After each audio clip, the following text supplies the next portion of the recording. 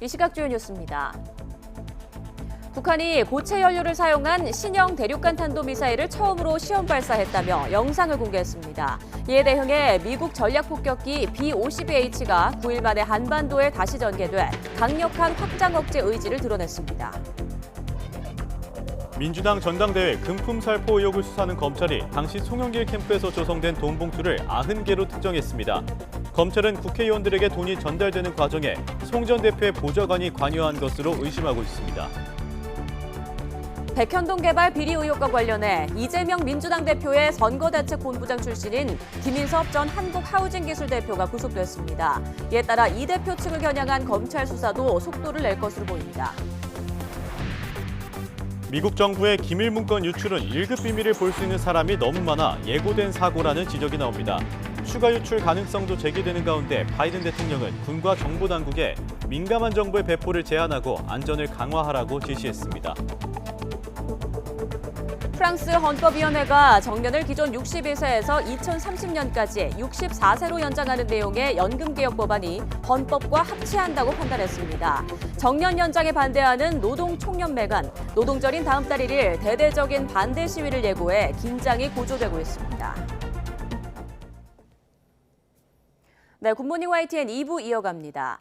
북한이 기습 발사가 가능한 고체 연료 대륙간 탄도미사일 ICBM을 공개하면서 한미에 대한 위협 수위를 높이고 있습니다. 기술의 완성도를 높이며 기존 액체 연료 기반 중장거리 미사일도 대대적으로 개편할 것이란 관측이 나옵니다. 임성재 기자입니다.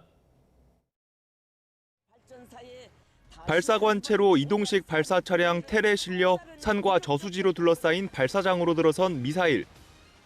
수직으로 세워진 이후 일정 높이 이상 솟아오르더니 재차 화염을 내뿜으며 하늘로 솟구칩니다.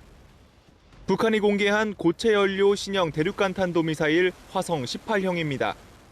신형 대륙간 탄도미사일이 보다 군사적 효용성이 큰 위력적인 전략적 공격 수단으로 된다는 담보와 신뢰를 가질 수 있게 됐습니다. 북한이 연료 주입 시간이 짧아 기습적으로 발사할 수 있는 고체 연료 ICBM을 처음 공개한 건 한미 감시 체계를 무력화할 수 있다는 자신감을 드러내기 위한 의도로 보입니다. 이를 위해 다양한 방식으로 여러 차례 추가 시험 발사를 감행할 가능성이 높습니다. 1차적으로 엔진 시험에 있어가지고 단분리 시험 또 그리고 시간 조정 시험까지 한 측면, 더 나아가서 대기권 재진입과 한 800m 상공에서의 폭발력 이런 것을 모두 완비하려면 다소 시간이 걸릴 것으로 전망합니다. 더 큰 우려는 기존 무기 체계를 고체 연료 기반으로 대대적으로 교체할 가능성이 제기된다는 점입니다. 북한 김정은 국무위원장은 신형 ICBM 공개와 함께 전략적 억제력 구성 부분을 크게 재편하겠다고 공언했습니다. 기존 액체 연료 기반 화성 12형과 화성 15형, 17형 등 중장거리 미사일을 비롯한 전략 핵무기급 라인업에 변화가 예상되는 대목입니다. 중국이나 러시아 같은 이제 기존 ICBM 개발 국가의 경험도 그렇고요. 지금까지 단거리, 그다음에 극초음속 미사일, SLBM과 같이 이미 고체형화되어 있는 것 이외에 중거리 미사일과 장거리 미사일을 이제 고체형으로 전격적으로 다 교체하는 일련의 과정에 진입했다. 군은 북한의 주장에 대해 중간 단계 시험 발사로 추가적인 시간과 노력이 필요할 것으로 평가한 가운데 이번 달 예정된 한미 정상회담 등을 앞두고 북한이 기술적 완성도를 과시하기 위한 추가 발사에 나설 것이란 관측이 나옵니다. YTN 임성재입니다. 북한이 고체 연료 신형 ICBM을 공개한 가운데 미국의 B-52H 장거리 정략 폭격기가 한반도에 다시 전개됐습니다. 국방부는 어제 미 B-52H 전략 폭격기의 한반도 전개와 연계한 연합 공중훈련을 실시했다고 밝혔습니다. B-52H가 한반도에 전개된 건 지난 5일 이후 9일 만으로 우리 공군의 F-35A 스텔스 전투기와 F-15K 전투기, 미국의 F-16 전투기가 참여했습니다. 네, 정치권 소식 보겠습니다. 2021년 전당대회 돈살포 의혹에 더불어민주당은 난감한 표정을 감추지 못하고 있습니다. 연일 국민의힘 맹공이 이어지면서 내부에선 당 차원의 선제조사로 위험 부담을 줄이자는 제안도 나왔습니다. 정현우 기자입니다. 더불어민주당의 가장 큰 고민은 전당대회 금품 살포 의혹이 검찰이 압수수색에 나선 윤관석, 이성만 의원만으로 끝날 것이냐는 겁니다. 검찰 수사 대상이 현역 의원만 20명에 달할 것이란 설마저 나돌면서 당 지도부는 곤혹스러운 분위기입니다. 당내 의원님들이 10명에서 많게는 20명까지 관련될 수 있다는 일단 당 지도부는 미국 도청 의혹 등 수세에 몰린 여권을 위한 국면 전환용 기획수사라는 입장을 반복했습니다. 대통령실 도청 의혹이 불거지자마자 갑자기 2년 전 일을 빌미로 압수수색한 점도 그렇고 검찰의 저의를 의심하게 됩니다. 수사 정점으로 지목되는 송영길 전 대표도 프랑스 파리에서 이정근 전 사무부총장 개인 일탈이라며 검찰의 정치 행위라고 비판하긴 했지만 당내에선 녹취 증거마저 연이어 나오는 마당에 짜깁기라는 당사자들의 해명은 크게 설득력이 없어 보인다는 지적도 나옵니다. 혹시 모를 위험 부담을 줄이기 위해 당 차원의 선제 조사에 나서자는 제안이 나온 배경입니다. 짜집기 한 거다, 조작한 거다, 뭐 이런 식으로 하면은 더더욱더 이 코너로 몰리지 않을까 그런 생각이 드는데 그냥 제 발로 들어오신 게 더 낫지 않을까 싶은 그런 생각이 듭니다.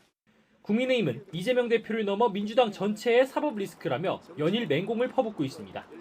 송 전 대표 해명 또한 소도 웃을 소리라면서 더불어 봉투당 정치자금 게이트에 직접 사죄하라고 압박했습니다.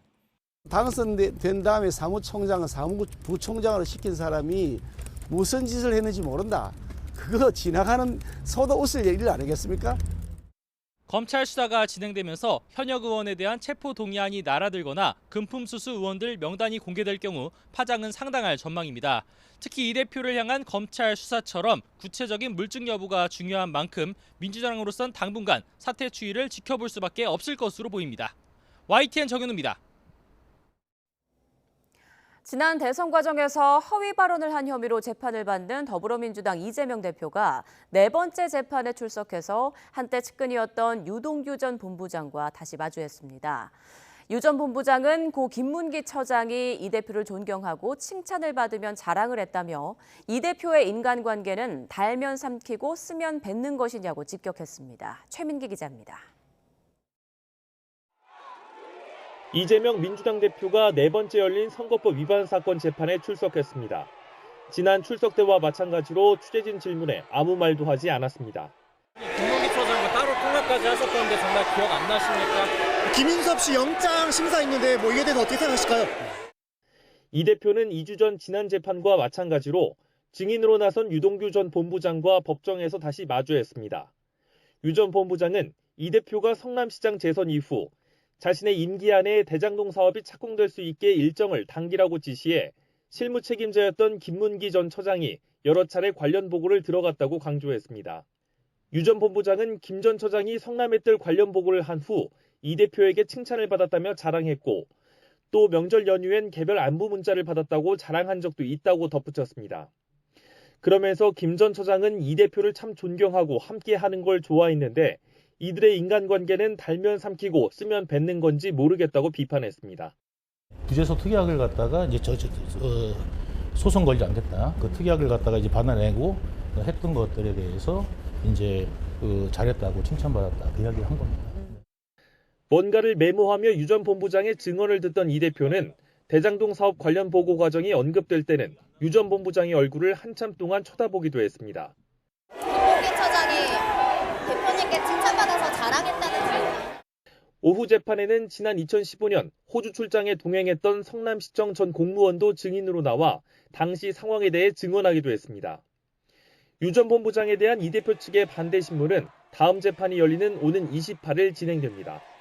YTN 최민기입니다. 백현동 개발 비리 의혹의 핵심 로비스트로 지목된 김인섭 전 한국하우징기술 대표가 구속됐습니다. 서울중앙지방법원은 특정범죄 가중처벌법상 알선수재 혐의로 청구된 김 씨의 구속영장을 발부했습니다. 법원은 증거인멸 우려가 있다고 발부 이유를 밝혔습니다. 김 씨는 지난 2015년 9월부터 백현동 개발사업 인허가 알선 등을 대가로 시행사인 아시아 디벨로퍼 정모 대표에게서 77억 원과 현장 식당 사업권을 챙긴 혐의를 받고 있습니다. 5.18 정신 헌법 수록 반대, 또 전광훈 목사 우파 통일 등 잇따라 설화를 일으키면서 자숙 중인 국민의힘 김재원 최고위원이 뒤늦게 광주를 찾아 사과의 뜻을 전했습니다. 한편 김기현 대표가 홍준표 대구시장을 당 상임고문에서 해촉한 걸 두고 잡음이 이어지는 등 여당 내 혼란이 계속되고 있습니다. 김경수 기자입니다. 전광훈 목사 예배에 참석한 자리에서 5.18 정신의 헌법 수록에 반대한다고 말해 논란을 빚었던 김재원 국민의힘 최고위원이 광주를 방문했습니다. 거센 반발을 의식한 듯 극비리의 5.18 민주묘지를 참배한 김 최고위원은 깊이 사과의 마음을 전한다는 글을 남겼습니다. 5.18 유족회 관계자들과도 만나 용서를 구한 김 최고위원은 자신의 과거 발언이 잘못이었다고 재차 인정했습니다. 5.18 정신이 헌법 전문에 수록되는 것에 대해서 이미 반대하지 않겠다고 천명을 했었고요. 그 마음은 앞으로도 영원히 변함이 없을 겁니다. 조만간 징계 대상이 될 거란 관측이 나오자 부랴부랴 광주를 찾은 게 아니냐는 질문엔 애초 자숙에 들어갈 때 당 지도부와 상의했던 일이라고 부인했고 전광훈 목사에 대해서는 말을 아꼈습니다. 전광훈 목사는 저희 국민의힘에서 좀 어떤 존재인지 저는 그 문제에 대해서는 더 이상 거론하지 않기로 했고요. 저하고는 큰 관계가 없는 사안입니다. 하지만 어수선한 당 분위기는 여전합니다. 김 최고위원 징계를 요구하며 김기현 대표와 마찰을 빚다 당 상임고문직에서 해촉된 홍준표 대구시장은 해촉을 문제 삼진 않겠다면서도 불편한 속내를 숨기지 않았습니다. 지도력 회복하기 위한 일환으로 했다면 내가 그거 감수하겠습니다. 그런데 그런다고 지도력이 회복됩니까? 홍 시장 해촉이 적절한 조치였는지 또 대통령 의중이 있었는지 등을 두고 당내 갑론을박도 이어졌습니다. 다음 주 박근혜 전 대통령 예방을 앞두고 박정희 전 대통령 기념관을 찾아 보수 결집에 나선 김기현 대표는 말을 아꼈습니다. 홍준표 대구시장이 상임고문 해촉 관련해서 대표님한테 대표님이 화풀이를 하셨다 이런 식으로 오늘 또 글을 썼거든요. 좀 어떻게 좀 받아들이시는지 궁금합니다. 그 정도 하시죠. 됐습니까? 정부 여당 지지율이 함께 부진한 가운데 김기현 대표는 연일 당 기강 잡기에 공을 들이고 있습니다. 다만 당과 지도부를 향한 쓴소리를 더 적극적으로 포용해야 한다는 지적도 동시에 제기됩니다. YTN 김경수입니다. 정순신 변호사의 아들 학교폭력 사건 진상조사를 위해 열린 국회 청문회에 정 변호사가 또 참석하지 않았습니다. 국민의힘 의원들도 민주당이 정치 공세를 위해서 일방적으로 청문회를 열었다며 불참했는데 그 대신 별도의 학교폭력 관련 간담회를 열며 맞불을 놨습니다. 황윤태 기자입니다. 보름 만에 다시 정순신 변호사 자녀 사건을 다룰 청문회가 열렸지만 이번에도 정순신 변호사 일가의 모습은 보이지 않았습니다. 핵심 증인인 정 변호사는 공황장애, 정 변호사 아내와 아들은 심신쇠약을 불출석 사유로 냈는데 일부러 출석을 피한다는 질타가 쏟아졌습니다. 공황장애를 이유로 2번이나 불출석한 것은 용납하기 어렵다는 것이 본 위원장의 생각입니다. 야당 간사로 말씀드리지만 오는 9월 국정감사 때 다시 한번 이 가족들을 불러내도록 하겠습니다. 야당 의원들은 이번 사건이 검사의 권력이 작동한 권력형 학교폭력이라고 주장하며 윤석열 정부 인사부실 검증을 부각한 가운데 당시 안일했던 교육계 대응도 재차 도마에 올랐습니다. 우울증과 과민한 스트레스, 트라우마 등에 의한 자살 위험군으로 진단을 받게 되었다. 심각하다고 생각하지는 않으셨어요? 일부 내용은 학교폭력이라고 보기가 굉장히 어려운 부분이 있었고요. 국민의힘 의원들은 민주당이 일방적 망신주기용 청문회를 강행한다며 불참하고 장외 여론전에 나섰습니다. 아들 학교폭력 사건에 대한 정 변호사 대처는 잘못됐다면서도 민주당이 청문회를 정치 공세에 이용하고 있다고 비판했습니다. 더불어민주당이 이 정부를 공세하는 정치적인 그런 장으로 활용하려고 하는 것이다라는 그런 판단이 들 수밖에 없었고, 학교폭력 피해자 가족과 일선 교육 현장 관계자들과 간담회를 열어 실효적인 근절 대책 마련에 집중하겠다며 맞불을 놨습니다. 대책의 부재를 질타하는 소리가 그 어느 때보다도 높은 것 같습니다. 실패자가 없는 평화로운 학교, 평화로운 교실을 어떻게 만들어갈 것인가에 대해서 실제 피해 학생들과 가해 학생들이 있는 곳은 학교잖아요. 그래서 학교 현장이 얼마나 유기적으로 잘 대응할 수 있느냐, 사실 이게 핵심이기 때문에. 정순신 변호사 청문회가 당사자들과 여당이 빠진 반쪽 자리에 그쳤지만 민주당은 9월 국정감사에서 다시 불러세우겠다는 입장이라 공방은 계속될 것으로 보입니다. YTN 황윤태입니다. 국민의힘과 정부 대통령실이 중소기업 청년 노동자들의 목소리를 듣겠다며 마련한 간담회에 기업 사장의 아들이 참석한 사실이 알려져 논란이 일고 있습니다. 행사를 주도했던 국민의힘 장해찬 최고위원은 중소벤처기업부가 중기중앙회의 협조를 받아서 참석자를 섭외했고 그 과정에서 해당 내용을 인지하지 못했다고 해명했습니다. 이에 대해 더불어민주당 이경 상근부 대변인은 가짜 청년 노동자를 앞세워 정부의 69시간 노동제에 대한 청년 노동자들의 생각을 호도했다고 비판했습니다. 대통령실 앞 집회 시위를 금지할 수 있도록 한 집시법 시행령 개정안 입법 예고기간이 5일로 종료되면서 경찰이 하반기 시행을 목표로 남은 절차를 진행하고 있습니다. 시민단체들은 헌법이 보장한 기본권인 집회 시위 자유를 보장해야 한다는 입장이어서 진통이 예상됩니다. 황보혜경 기자의 보도입니다. 서울 용산 대통령 집무실 인근 삼각지역 1번 출구 앞. 보수단체 회원 수백 명이 모여 일대 도로를 가득 메운 채 집회를 엽니다. 지난해 대통령 집무실이 이전한 뒤 거의 주말마다 열립니다. 서울 용산구 일대 집회 시위 건수는 지난해 3,400여 건으로 1년 사이 35%가량 늘었습니다. 올해는 더욱 급증해 지난 석 달 동안 접수된 것만 1,400여 건, 지난해의 42%에 달합니다. 이런 가운데 경찰은 대통령실 부근 2개 도로를 집회 시위를 금지할 수 있는 주요 도로에 포함하는 집시법 시행령 개정안을 추진하고 있습니다. 최근 서울행정법원이 경찰의 집회금지 통고 처분을 취소해달란 소송에서 잇따라 시민단체 손을 들어준 상황에서 꼼수란 비판도 커지고 있습니다. 경찰이 원하는 대로 개정안이 시행되더라도 시민단체의 법적 대응이 이어질 것으로 보입니다. 대통령실 인근 집회를 둘러싼 일대 주민과 상인들의 의견은 엇갈립니다. 소음과 교통 불편을 호소해온 주민과 상인들은 집회 제한 필요성엔 공감하고 있지만 아예 차를 못 대기 때문에 이 지역에 우리 고객들이 올 수가 없습니다. 영업 방해가 많이 되기 때문에 이사한 집들이 한 4집 정도 있습니다.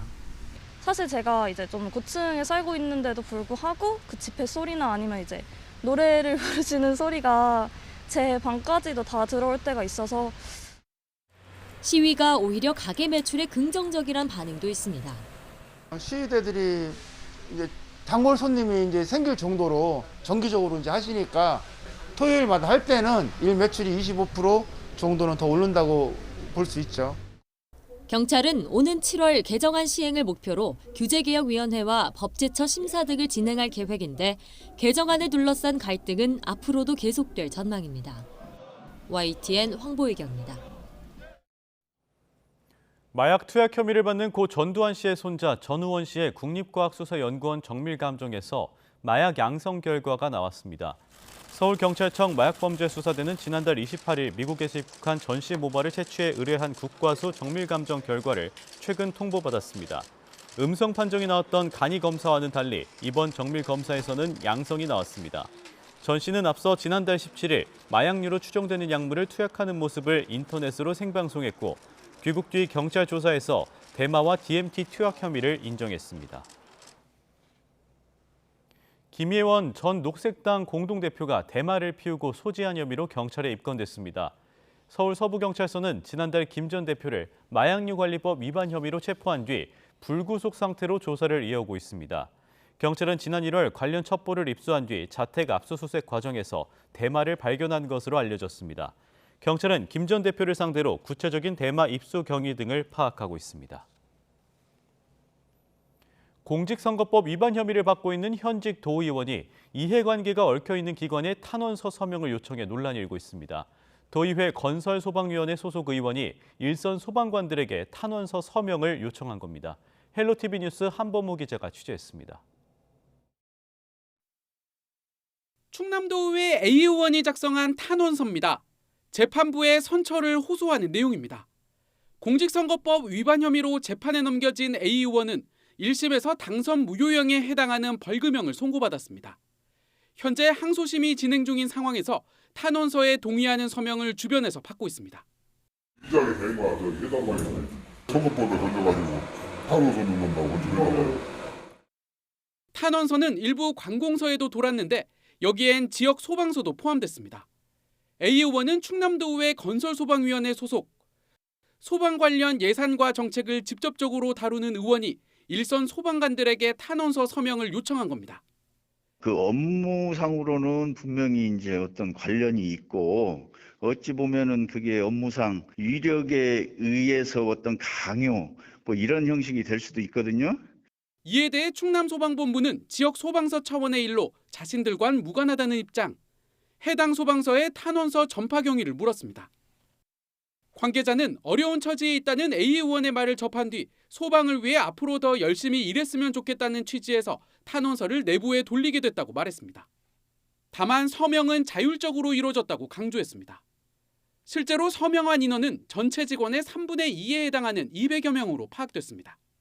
기관 차원에서 탄원서 작성이 아니고 직원들 개인별 자율적인 탄원서 작성을 요구를 했다고는 하나 그래도 직원들은 좀 심적 부담이 크지 않았을까 이렇게 생각하고 있습니다. A 의원은 취재진과의 통화에서 지위를 이용해 서명을 받은 일은 결코 없었다며 소방관들이 불편함을 느꼈다면 죄송하다는 뜻을 노조 지부장에게 전달했다고 밝혔습니다. 그러면서 문제가 될 경우 해당 탄원서는 재판부에 제출하지 않겠다고 덧붙였습니다. 헬로티비 뉴스 한보호입니다. 충북 충주에서 버스가 넘어지면서 이스라엘 승객 1명이 숨지고 수십 명이 다친 사고의 원인을 밝히기 위해 합동 감식이 이루어졌습니다. 사고 당시 일부 승객들이 안전띠를 매지 않아 피해가 커진 것으로 보입니다. 이성우 기자입니다. 관광버스가 오르막길을 오르던 중 갑자기 시동이 꺼지면서 멈춥니다. 시동이 꺼진 거죠? 잠깐 멈춰 있던 버스가 빠른 속도로 뒤로 밀리기 시작합니다.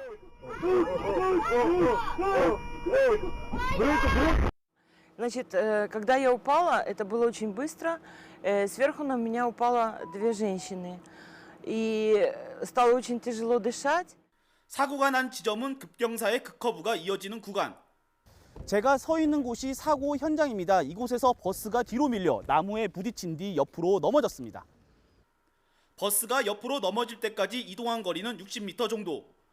버스가 홀로 넘어진 단독사고로 한 명이 숨지고 중상자가 많이 생겼는데 목적지인 호텔에 거의 도착해서 일부 탑승객들이 안전띠를 풀었다가 피해가 더 커진 것으로 추정됩니다.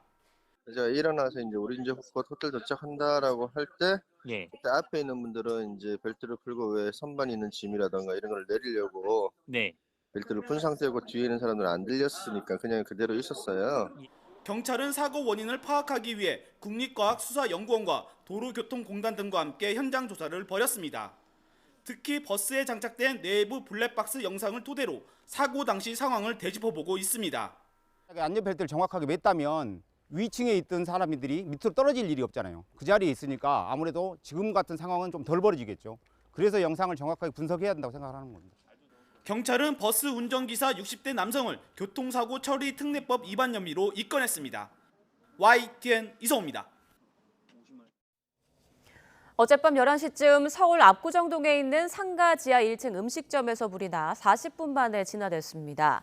이 불로 다친 사람은 없었지만 25명이 대피하고 소방서 추산 220만여 원의 재산 피해가 났습니다. 소방당국은 튀김 요리를 하다가 기름에 불이 붙은 것으로 보고 있습니다.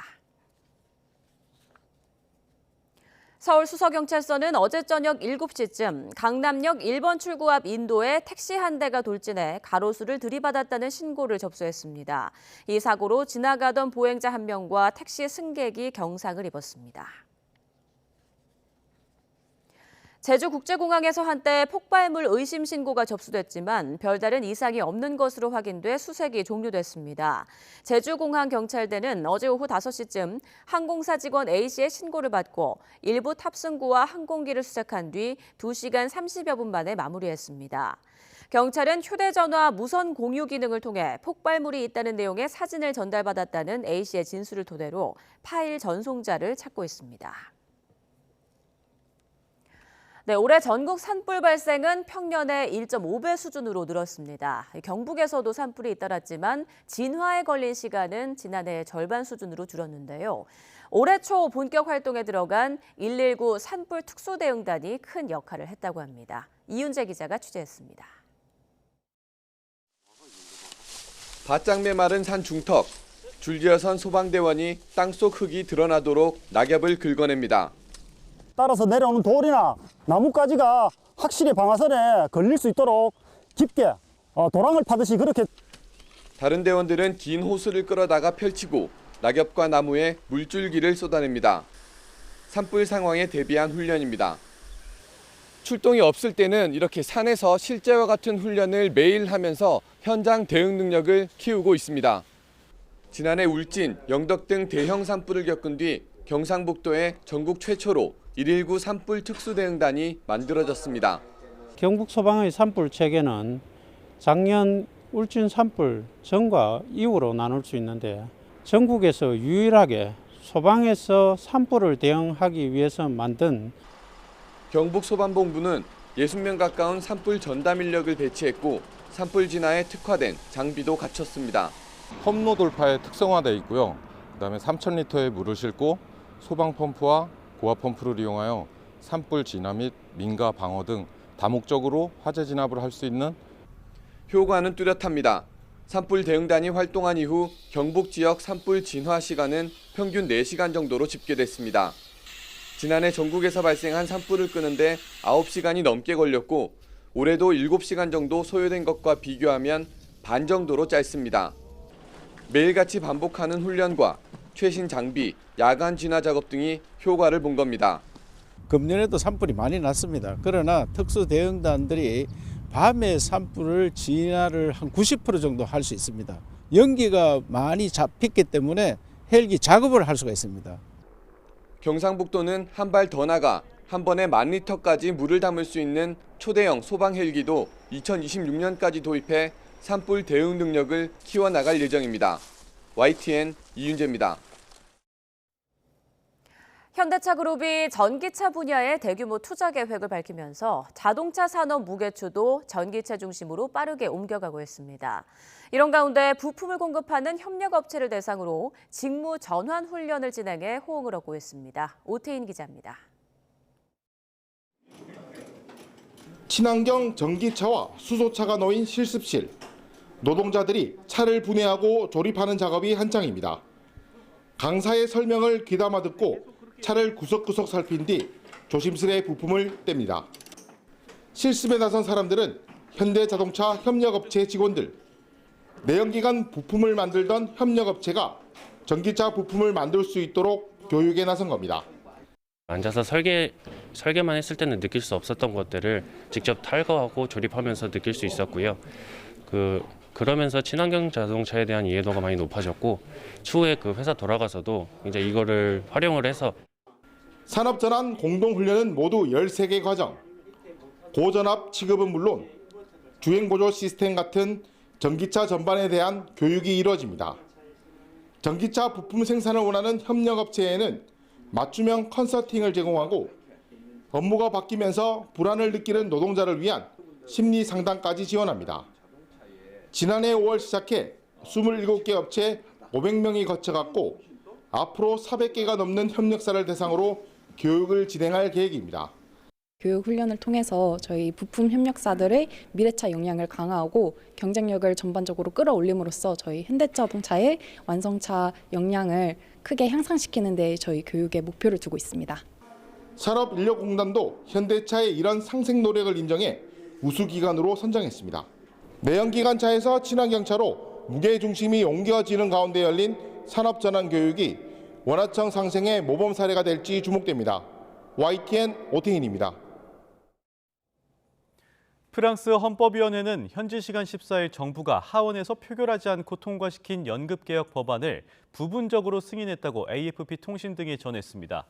한국의 헌법재판소 격인 헌법위원회는 연금개혁 법안의 위헌 여부를 따져본 결과 핵심인 정년을 기존 62세에서 2030년까지 64세로 연장하는 조항이 헌법과 합치한다고 판단했습니다. 다만 일정 규모 이상 기업의 고령 노동자 고용을 촉진할 수 있도록 시니어 지수 제도를 도입하고 이를 따르지 않으면 제재한다는 조항 등 6개 항은 헌법 불합치 판단을 받고 삭제됐습니다. 지난 3개월 동안 전국적으로 대대적인 시위를 촉발했던 연금 개혁 법안은 이제 에마뉘엘 마크롱 대통령의 서명만 받으면 발효됩니다. 프랑스 정년을 62세에서 64세로 늦추는 연금 개혁 법안이 헌법위원회에서 부분 승인된 것과 관련해 노조가 강경 투쟁 의지를 밝혔습니다. 정년 연장에 가장 적극적으로 반대하고 있는 노동총동맹 소피빈의 사무총장은 노동절인 5월 1일 대대적인 연금 개혁 반대 시위를 예고했습니다. 12년 만에 연합전선을 구축한 주요 8개 노동조합은 마크롱 대통령이 연금 개혁 법안에 서명하면 대화할 일은 없을 것이라고 강조했습니다. 현지 시간 14일 헌법위원회에 발표가 있은 뒤 파리시청 주변으로 1,000명 이상이 몰려들었고 자전거에 불을 지르는 등 긴장이 고조되고 있습니다. 미국의 경기 침체 우려에도 불구하고 연방준비제도에서는 추가로 금리 인상이 필요하다는 주장이 제기됐습니다. 월스트리트 저널은 연준 내 비둘기파로 분류되는 크리스토퍼 윌러 이사가 시장이 예상하는 것보다 상당히 오랜 기간 긴축적인 통화 정책을 유지할 필요가 있다고 말했다고 보도했습니다. 윌러 이사는 인플레이션이 여전히 해결되지 않고 지난달 은행 위기가 실물 경제에 별다른 영향을 주지 않은 점을 들어 추가 긴축이 필요하다고 강조했습니다. 미국 소비자들이 인플레이션과 높은 금리로 인해 지갑을 닫은 것으로 나타났습니다. 미 상무부는 3월 소매 판매가 전달보다 1% 감소했다고 발표해 전문가들이 전망했던 0.4% 감소보다 큰 폭으로 줄어든 것으로 나타났습니다. 미국 소매 판매는 지난 5개월간 4차례 전달보다 줄어들어 경기가 둔화하고 있는 것으로 관측됐습니다. 미국 언론들은 물가가 급등한 데다 이를 잡기 위한 미 연방준비제도의 공격적인 금리 인상 탓에 미국인들이 소비를 줄인 것으로 분석했습니다. 전 세계로 파문이 확산하고 있는 미국 정부의 기밀 문건 유출은 예고된 사고라는 지적이 나오고 있습니다. 1급 비밀을 볼 수 있는 사람이 너무 많기 때문인데 유출된 문건이 더 있을 가능성도 제기되고 있습니다. 이경아 기자의 보도입니다. 21살 사병이 채팅방에 공유한 국가 기밀. 이번 사태가 국제 문제로 비화하자 미 국방부는 개인의 일탈임을 강조했습니다. This was a deliberate criminal act, a violation of those guidelines, and so again, I think that's important to understand. 하지만 이번 사태는 예고된 것이란 비판이 나오고 있습니다. 뉴욕타임스는 극도의 보안이 요구되는 1급 비밀에 접근할 수 있는 사람이 600명을 넘는다고 지적했습니다. 군 장성뿐 아니라 이번 사건처럼 정보부대 소속 일부 사병까지 같은 접근 권한을 갖고 있다는 겁니다. 2급 비밀은 미 국방부와 정보기관 내 더 많은 사람들이 볼 수 있고 민간 군사업체와 연구기관 소속 일부 인사도 비밀 취급권이 있다고 이 신문은 전했습니다. 국가 기밀이 과연 그에 걸맞게 다뤄지는지 의문이 제기되는 대목입니다. Classified materials. This includes examining and updating distribution lists, assessing how and where intelligence products are shared, and a variety of other steps. 유출 내용이 사실인지 확인해달라는 질문 공세는 각지에서 이어지고 있습니다. You know, the idea that the Secretary General is being soft on Russia. And I think those were policy decisions. The Secretary General is not soft on any one country or another. On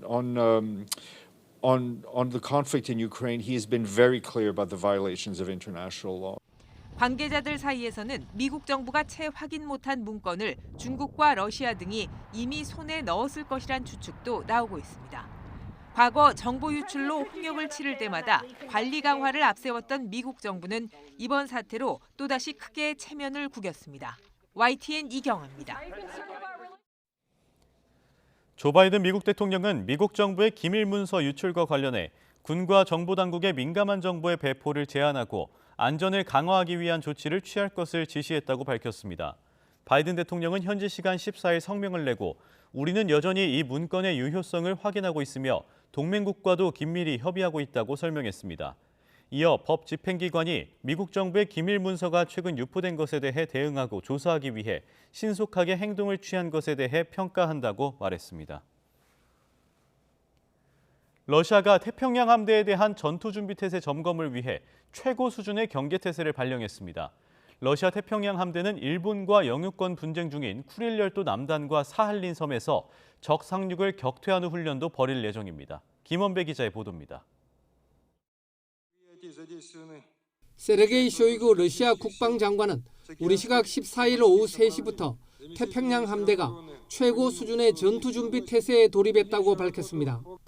쇼이구 장관은 이번 불시 전투 준비 태세 점검의 주요 목적은 해상 방면에서 예상되는 적 공격을 물리치기 위한 군의 능력을 강화하기 위한 것이라고 말했습니다. 이번 전투 준비 태세 점검은 완전한 전투 준비 태세를 갖추는 첫 단계를 시작으로 전투 훈련 임무 구역 병력 배치, 그리고 실제 전투 훈련으로 이어지는 3단계로 진행될 예정입니다. 니콜라이 예브메노프 러시아 해군 참모총장이 지휘합니다.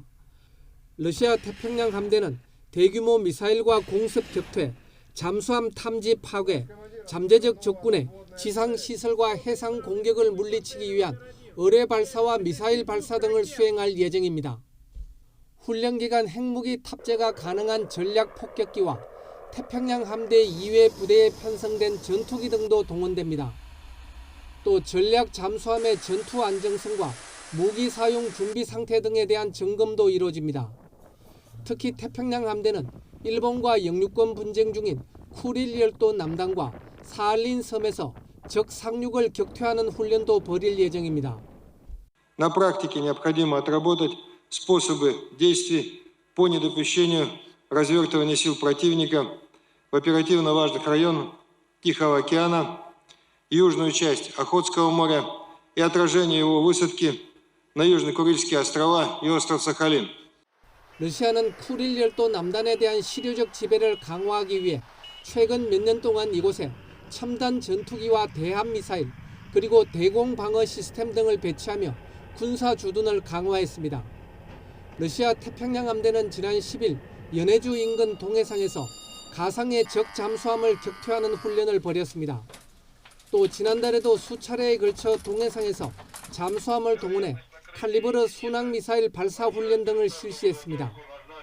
러시아 태평양 함대의 이번 훈련은 지난 13일 북한의 고체 연료 추진 대륙간 탄도미사일 시험 발사와 그에 대응해 14일 미국 전략 폭격기 B-52의 한반도 전개와 한미 연합훈련 직후 실시돼 관심을 모으고 있습니다.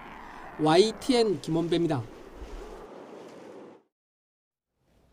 시진핑 중국 국가주석과 브라질의 룰라 대통령이 미국 일강 체제에 맞선 다자주의 강화에 의기투합했습니다. 중국 관영 CCTV에 따르면 시 주석은 어제 오후 베이징 인민대회당에서 국빈 자격으로 중국을 방문 중인 룰라 대통령과 정상회담을 했습니다. 이 자리에서 시 주석은 100년 만에 세계 대변혁의 국면을 맞아 중국과 브라질은 역사의 올바른 편에 서서 진정한 다자주의를 실천해야 한다고 말했습니다.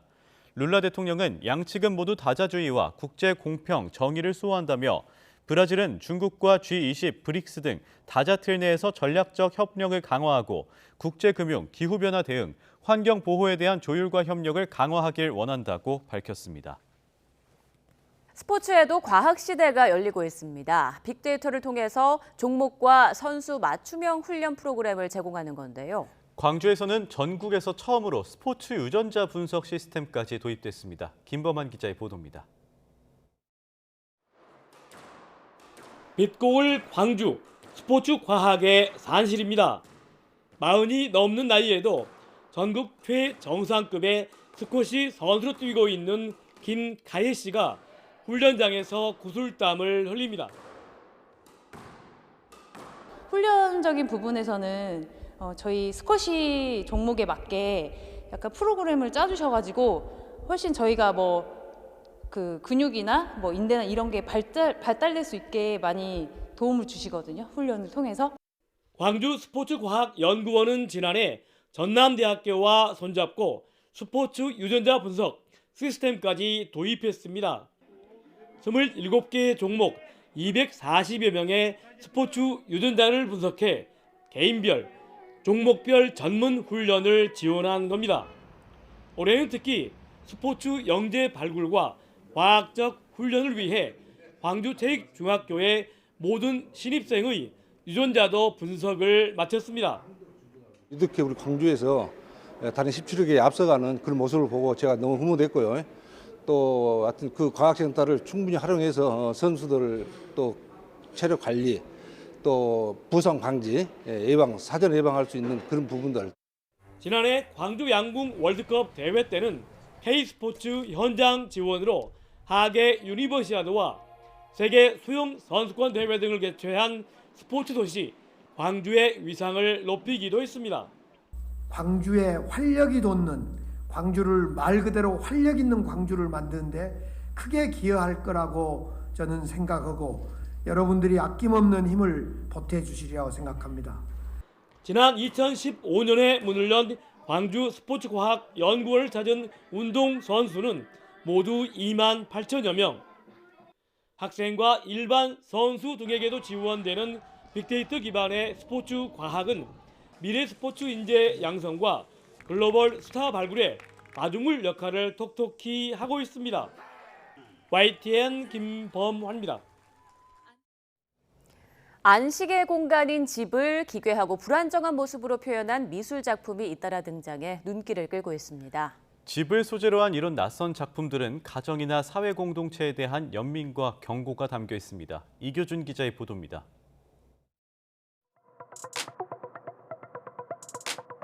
집안 곳곳에 시커먼 연기가 피어오르고 수도꼭지에선 검은 액체가 흘러나옵니다. 깔끔하게 정돈된 거실이 분노를 폭발하듯 화염을 토해내며 기이한 공포감을 안깁니다. 국립현대미술관이 기획한 서스펜스의 도시에서 선보인 호주 작가 닉 해밀턴의 미디어 아트입니다. 집같이 편안하고 안락하고 내가 신뢰할 수 있는 공간이 갑자기 내가 신뢰할 수 없는 혹은 나를 불안정하게 하는 곳으로 바뀌는 그 지점을 바로 기이함이라고 표현을 한 것인데요. 광주 비엔날레에서 유지원 작가는 일상의 추억과 흔적이 남아있는 아파트 등 공간의 철거 재개발에 주목하고 있습니다. 판지 상자와 시멘트 등으로 만든 설치 작품은 견고한 듯 보이지만 쉽게 해체될 수 있는 집의 한계성에 연민의 시선을 보냅니다. 집 한 채가 위태롭게 서 있습니다. 피사의 사탑처럼 기울어 있지만 붕괴의 위기에 맞서는 듯 악착같이 버티고 있습니다. 거센 폭풍이나 불길에 순식간에 무너질 듯한 모습이면서도 꿋꿋이 견디려는 의지가 엿보입니다. 재난들을 꿋꿋이 이겨내는 고군분투하는 인간의 모습을 집으로 대변하여 정서적인 공간으로 대변하였습니다. 해군 출신의 미국 작가 테일러 화이트는 역경과 갈등을 겪는 현장이자 그 위기를 이겨내는 공간으로 집을 표현하며 혹독한 현실과 다시 대면할 용기를 갖게 합니다. YTN 이교준입니다.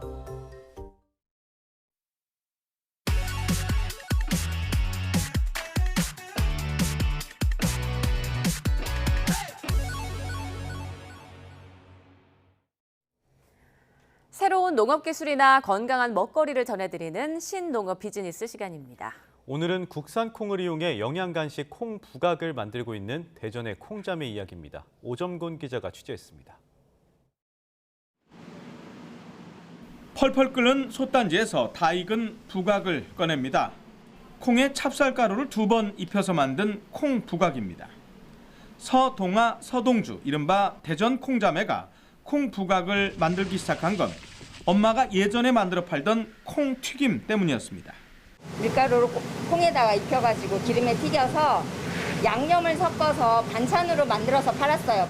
밀가루 대신에 찹쌀가루를 입혀서 영양간식으로 업그레이드 시킨 콩부각. 콩튀김은 반찬류로 많이 먹는데 이제 콩부각은 식감이 바삭해서 스낵으로 많이 드세요. 건강한 간식. 콩부각의 원재료인 콩은 무조건 국내산만 사용합니다. 콩은 김제, 부안, 공주 이런 데서 가져오고요. 콩은 100% 국산 콩을 사용하고 있습니다. 콩부각에는 시나몬이나 치즈, 양파, 버터 등 양념을 넣어서 고소함에다가 젊은 세대를 겨냥한 맛과 영양을 추가했습니다. 네, 이 콩에 찹쌀가루를 입히는 작업을 하는 기계인데요. 그 과정 자체가 특허로 돼 있기 때문에 저희가 이 기계를 공개할 수는 없다고 합니다. 아이들이 먹는 학교 급식에도 들어가기 때문에 제조 과정에서의 철저한 위생은 필수. 향토 음식인 콩튀김을 MZ세대 트렌드에 맞춰 개발한 청년 창업 기업입니다. 이러한 청년 창업가를 발굴하여 농산업 발전을 이끌어낼 수 있도록 적극 지원하겠습니다. 두 자매의 아이디어와 미적 감각으로 캐릭터 콩자가 탄생했는데 콩부각을 알리는 데 활용되고 있습니다. 이런 노력 덕분에 콩자매의 콩부각은 농식품 창업 콘테스트에서 우승을 차지하는 등 코로나 이후에도 견고한 성장세를 유지하고 있습니다. YTN 오점곤입니다.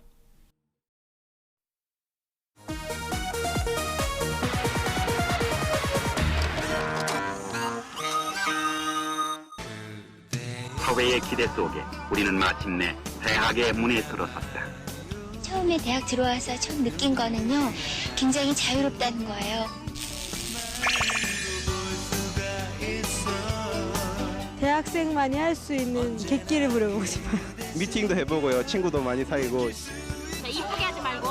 대학 생활에 실감이 가지 않는 듯 선배들의 짓궂은 장난마저도 새롭기만 한 2000학번 새내기들. 민족부대! 경련사대! 외방역교! 강함국악부!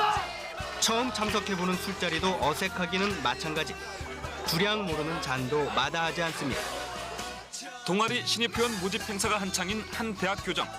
대여섯 명이 모여 전통문화 전수에 중점을 두고 있습니다. 그런데 풍비는 동아리, 허전한 동아리가 따로 있습니다. 사상과 이념으로 무장했던 이른바 이념 동아리들이 겪고 있는 일반적인 현상입니다. 신입부원들 많이 받았냐고 그러니까는 거의 안 들어왔다면서 자기네들끼리 등산 간다면서. 벌써부터 신입생들의 발길은 인기 동아리들로 향하고 있습니다. 옆방에 마련된 기타 동아리. 신입 회원은 주로 1학년들로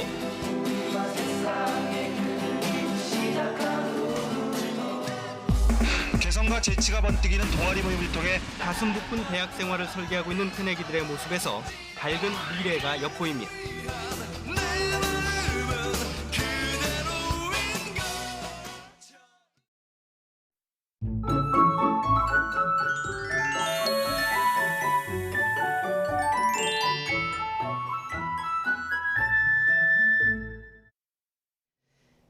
현재 영남 일부에 비가 오고 있습니다. 점차 서쪽에도 비가 오겠는데요. 오늘 오후까지 대부분 지방에 5에서 10mm 정도의 비가 예상됩니다. 양은 적지만 돌풍과 벼락을 동반하면서 요란하게 내릴 것으로 보입니다. 건조함은 이어집니다. 서울 등 중부와 경북 북부에는 건조특보가 계속되겠습니다. 오후부터는 중국발 미세먼지와 또 황사가 유입됩니다. 중부지방은 오늘 밤에 매우 나쁨 수준까지 오를 것으로 보입니다. 현재 기온은 서울이 13.9도, 부산이 12.7도고요. 낮 기온은 서울이 17도, 청주와 대전이 19도, 부산 17도로 예상됩니다. 일요일인 내일도 곳곳에 비 예보 들어 있습니다. 날씨였습니다.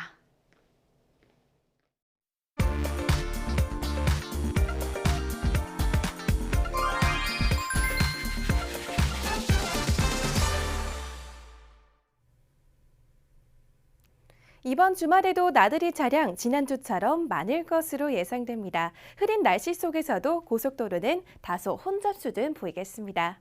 출발 전 날씨와 교통 상황 모두 확인하실 텐데요. 오늘 지방 쪽 정체 일찌감치 시작됐습니다. 지금 이 시간대부터 서서히 정체가 늘기 시작해 오전 11시 무렵 고속도로가 특히 혼잡할 것으로 보이는데 아직 정체 심하지 않은 이 시간대에 이동하시는 게 낫겠습니다.